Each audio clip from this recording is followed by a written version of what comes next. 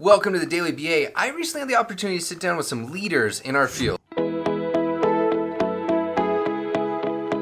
Yes, that's right. That was Ruth and Rehfeldt and Johnathan Tarbox, just amazing people in this field. And I asked them a couple things. That is, what is behavior analysis to you? And what is this Association Behavior Analysis International? And why do you go to their conferences? And specifically this one on autism specifically that was going on in Miami. So today we're going to jump into these different questions, and we're going to do this in 4 or 5 different parts.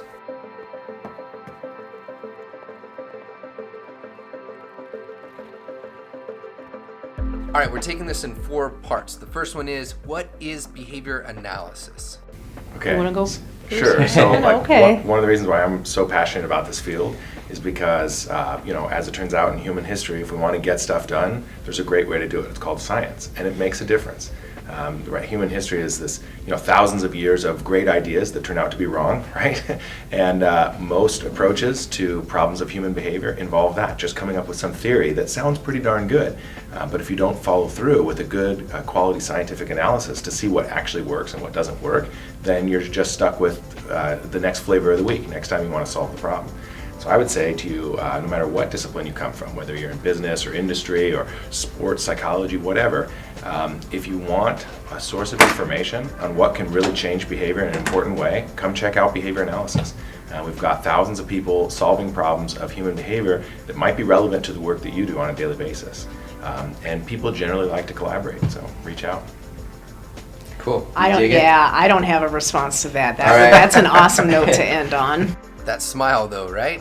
You can see that these folks are so dedicated to the field. I love it. The second one is, what is the Association for Behavior Analysis International?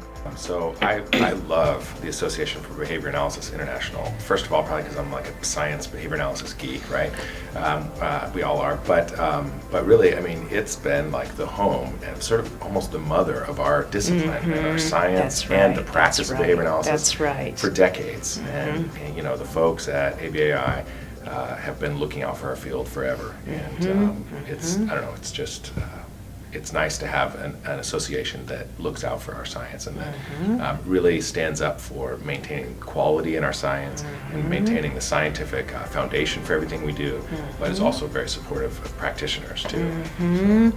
I completely agree with that. So the organization sort of sustains the scholarly piece of our field through its 4 journals.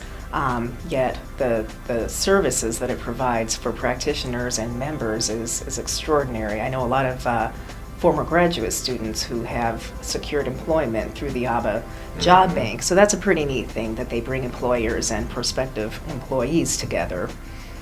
And it's also really neat to come to an ABAI conference because you're surrounded by hundreds or thousands of people that honestly care about science and care about making the world a better place through science. Whether it's making contributions to basic research or applied research or practice and service delivery, everyone kind of shares some of the same values about the power of science to make the world a better place. That's right, I agree. And meeting people from different corners of the globe who share those same ideals is also a pretty neat thing. Yeah, that's right. So last night in the poster session, I met somebody from Serbia who thought that she might be the only BCBA in her area. Wow. Met people from Brazil, southern Brazil, who might be the only BCBA in their town. And really, there's just people from everywhere, from all over the country, all over the world. So it's really neat. Right, and ABAI does a great job of bringing those people together. Yeah. The third one is, why the Association for Behavior Analysis International's Autism Conference specifically? Why is this conference so special? What's so awesome? Oh, well, I think it's a great place to hear in one setting, in one condensed period of time, some of the world's leading experts in autism behavioral intervention research. And I really like the fact that we've emphasized the lifespan, so we have people here talking about adult issues, young adult issues. So many behavior analysts are sort of focusing their work on young children. I think That's so true. Yeah, we forget that they're going to grow up and They're have a gonna lot grow of up. service needs, and we need to be prepared for that. Yeah, and it's funny because like a lot of folks outside of the ABA field, for example, Autism Speaks and the broader community, have been identifying adult services as a major issue, and yet still it doesn't seem like there's a lot of movement in terms of actually improving services or improving access or anything. So.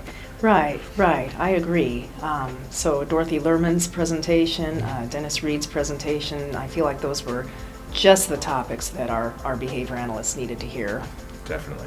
Another thing I really love about this conference is that a lot of other autism conferences from other disciplines have a lot of really interesting and important basic research, but most of the research doesn't actually demonstrate helping people or changing lives. It's like basic research on brains or genetics that hopefully in the future will have implications for treatment.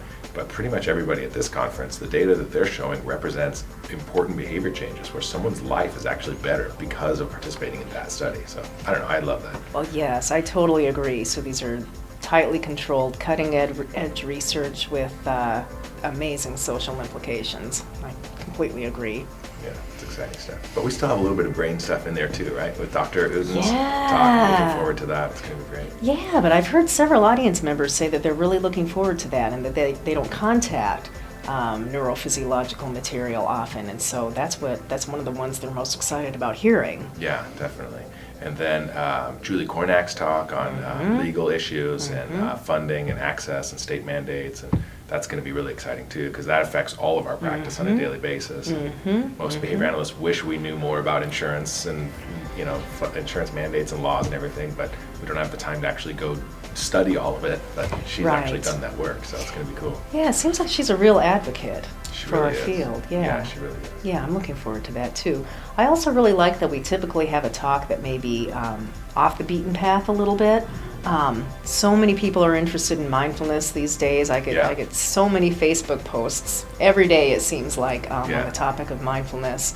But Nirbi Singh's done some pretty cool research with adults with developmental disabilities, and so I'm pretty excited that we have him here to talk about that. And it's so neat to translate mindfulness into like real research rather than just sort of a fluffy thing that's in Time magazine or whatever. Yes, that's exactly like right. Actually showing real meaningful behaviors change because of mindfulness training for parents and staff and individuals with disabilities. It's so cool.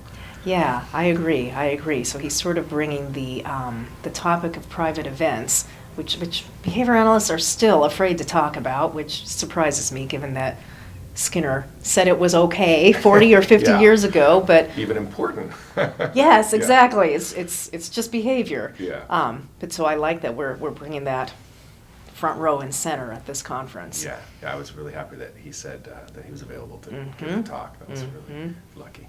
And the fourth, just some tips on how do you conference better? Like, how do you take advantage of these sort of situations? Because they're costly, and you're going a long ways to try to make the most out of these opportunities. For sure, one of the best tips for a conference is pick someone that you admire their work and just go up and introduce yourself. Make eye contact, smile, shake their hand. It doesn't matter how nervous you feel. Nobody cares about that. What matters is making connections and meeting people. And people love to hear that their work makes a difference. And so they're going to appreciate you introducing yourself and telling them how much their work has touched your life. So get out there and don't wait until you feel confident, because you're not going to. Just get out there and do it. I totally agree. And it is very gratifying to know that you've touched somebody's life trajectory in some way. So I agree about putting the nervousness aside and just doing that. The other thing I sometimes tell students is if you want to sightsee or do tourist activities, maybe stay a day later or come a day early. The nice thing about the conventions is that they're often in fun, interesting cities with a lot of neat things to see. I remember as a student being surprised at sessions that I would go to that suddenly inspired some idea or gave me some idea for new research topics. And sometimes that happens when you're least expecting it. So I encourage people to go to everything and just be open to being stimulated and inspired, because sometimes it comes at unpredictable moments. And then, take your time, enjoy Miami, enjoy the city. Allow some extra time to do that, so you can experience the conference and all that the location might have to offer. So, Ruth Ann, Johnathan, thank you so much, seriously, for jumping on camera with me. Stoked to see you this weekend at San Diego for the Association of Behavior Analysis International's annual event. Everyone else, I'll see you there. Link below is to the meetup. It is Friday. Whew. And that's your... Oh, wait, actually, I got this with them. Here we go. And that's your Daily BA.